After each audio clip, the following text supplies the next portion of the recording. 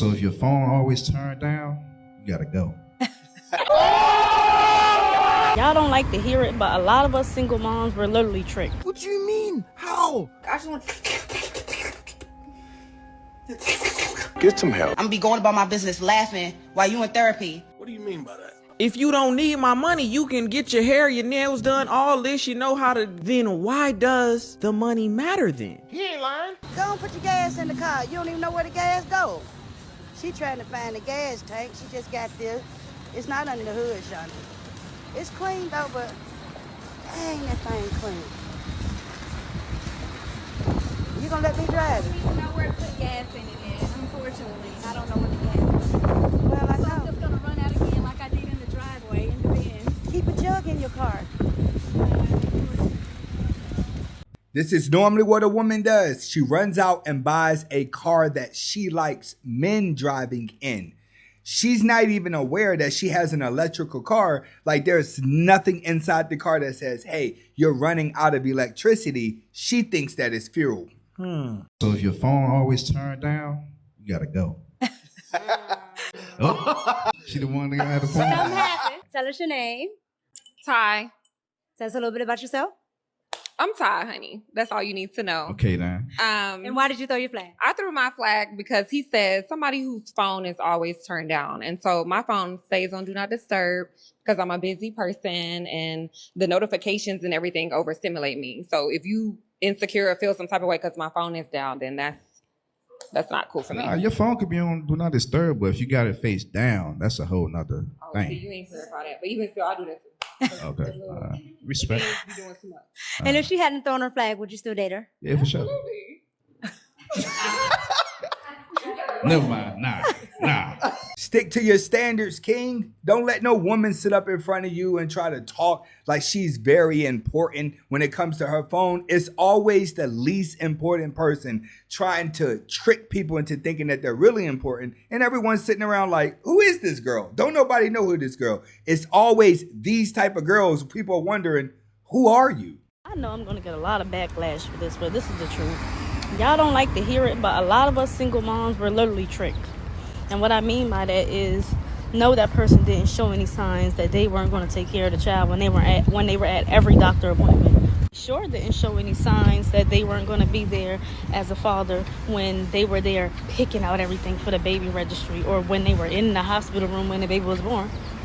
And we sure didn't know that he wasn't going to be a good father or he wasn't going to be there when he was in the house with us taking care of the baby, watching the baby while we was working, watching the baby while we go to the store. The only thing and the only time that man ever showed he wasn't going to take care of that baby was once we left him alone. That's how most of us got tricked. What matters is what happened after the relationship split. Did you start using the baby as a crutch? Did you start withholding the child away from the father? Then eventually he just gave up? What happened for him to put in this much time and then magically he switched into an entire different person? What did you do? Because it sounds like everything was going smooth. Get in the comments to let me know what you think she did to make him act that way. I can't stop thinking about this post that Ruby Rose did that said, your girl got morals, I got millions. Is that really the state of the world right now? Like, y'all really choosing money over everything? Money over morals? Like, I don't care how you get your money, that's fine. But like, to be like, your girl got morals, she corny. That's how it's. Where have you been at, young lady? It is not cool for you to be a traditional woman that men value anymore. It couldn't be me, no, absolutely not. Listen, the way my morals are set up, it's just, they there. They not going nowhere. I wish I could get rid of my morals because, baby, I'd have millions too. Damn. Maybe she's onto something. When they start talking like that, that means that they're getting close to doing it. Why? Because it's going to make a lot of money. And another thing is she can always move to another city in another state, change her social media, and no one will ever know what her past is unless they are local. This is why women do it. When they start saying I can't do it, they're getting close to doing it. The ones that ain't gonna do it, they don't even entertain the other women at all. Where you at? All this good throat is going to fucking waste. I'm trying to...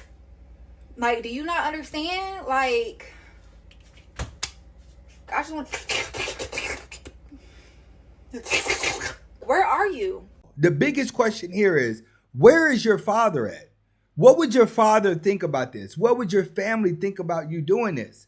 When women start to lose their morals and they start to change their hair color, they don't care about anyone because they're lost. They're just doing whatever they think feels good. I think this is the part that pisses me off the most. We ask these women if they will want these men who make $40,000 and they say no. Then these are the same women that turn around and say, I make my own money. I don't need your money. So if you don't need my money, why does it matter that I make $40,000 a year?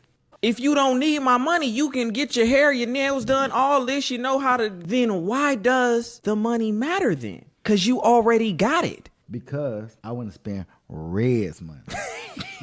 The money matters because women are pump faking. Their objective is to look like they have more in order to trick the man into their value. So a woman's going to have a car, have her own place, have some nice clothes, have some shiny things. She's going to look very independent, but literally be living past due amount to past due amount. It matters what the man is making because she's trying to see how much free money is he going to spend on him and her having a good time.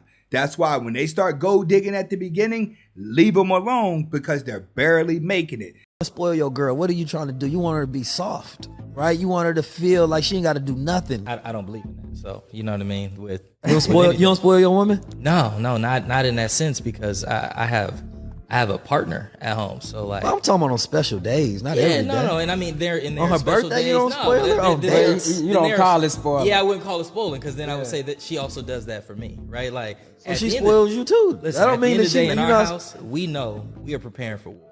So you tell me. I want her to feel safe. I want her to feel protected. I want her to feel loved. But I also want to make sure she still got a little killer in her.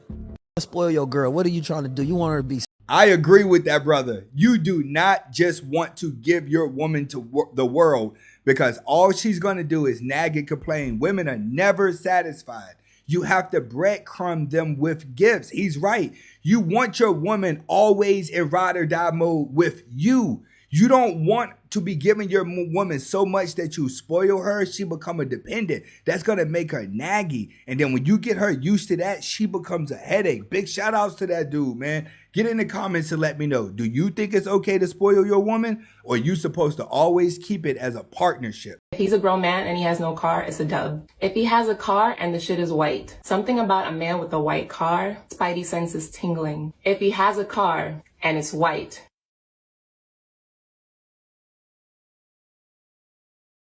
this list shows you that women are never satisfied. That's why as a man, you have to continue with your own dreams and allow the woman that you're with or surrounded with jump in and out of these fairy tales, bro. Because the person she's at 1 o'clock, she's an entire different person at 6 o'clock. That's why they got so many things that they don't think a man should be doing. So you would never live with your girlfriend? Never. I would never move in with no woman. I would never live with no woman. You would never let a woman come live with you? No, never. What? No. Like, even if you loved her, what if she didn't have nowhere to go? You know, they got shelter. She can, you know, take a shower at my shit. Wait a minute.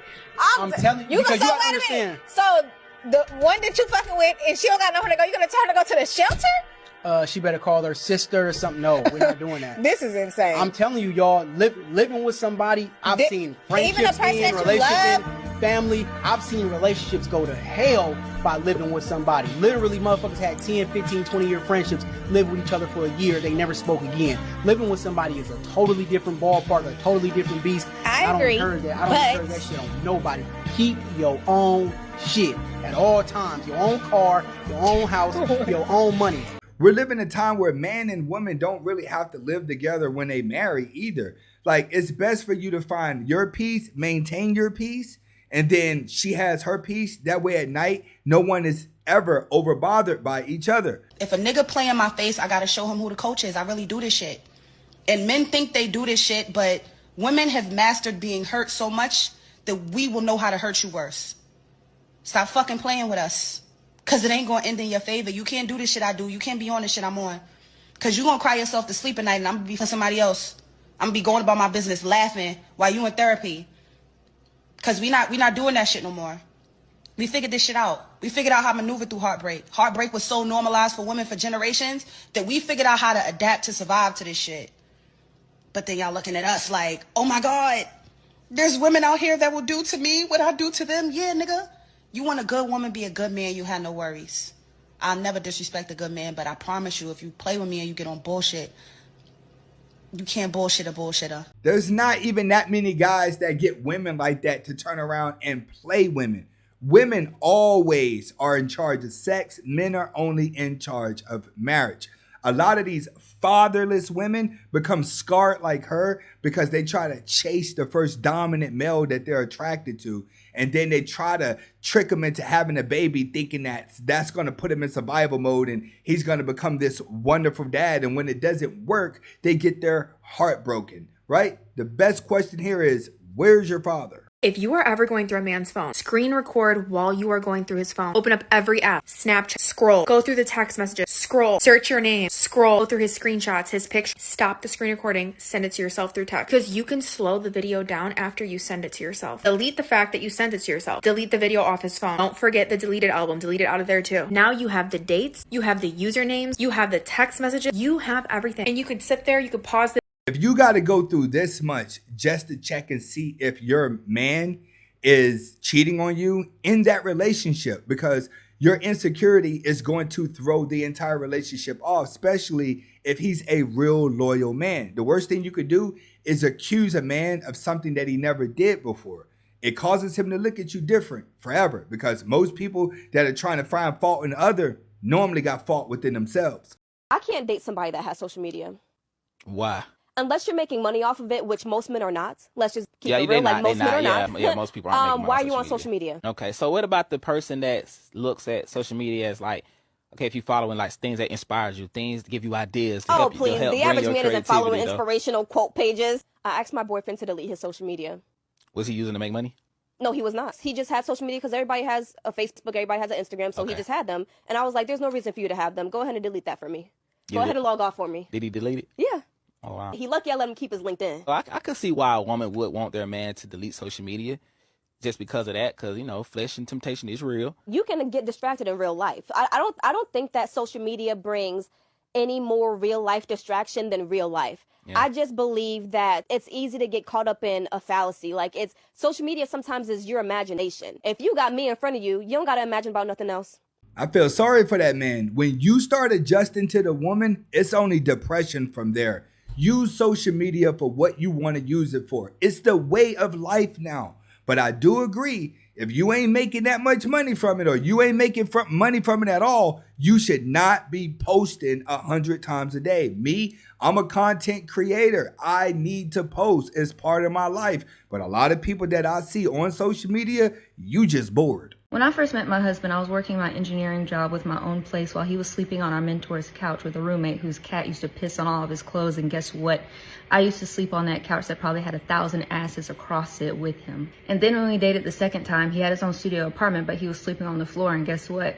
I slept on that floor with him. And then when he decided to quit his job to build out his credit repair business, I'm the one that financially supported us for 4 months and then put my dreams to the side for a year in order to help him build it. And it was the best investment I've ever made in my life. And before all the traumatized girlies coming here talking about it could never be them, let me put you on game real quick. Instead of looking for a man with money, I was looking for a man who was honest, dedicated, passionate, intense, purpose-driven, selfless, caring, with a big-ass heart and a big-ass dream. And in return, I got the happiest, healthiest marriage that I could ask for and the most perfect husband that I could have never fabricated in my mind. And I decided to stick beside him and support him in whatever he needed, because I knew, because of the man that he is, he was going to be successful in whatever he did. And this is what it's like when you build, ladies.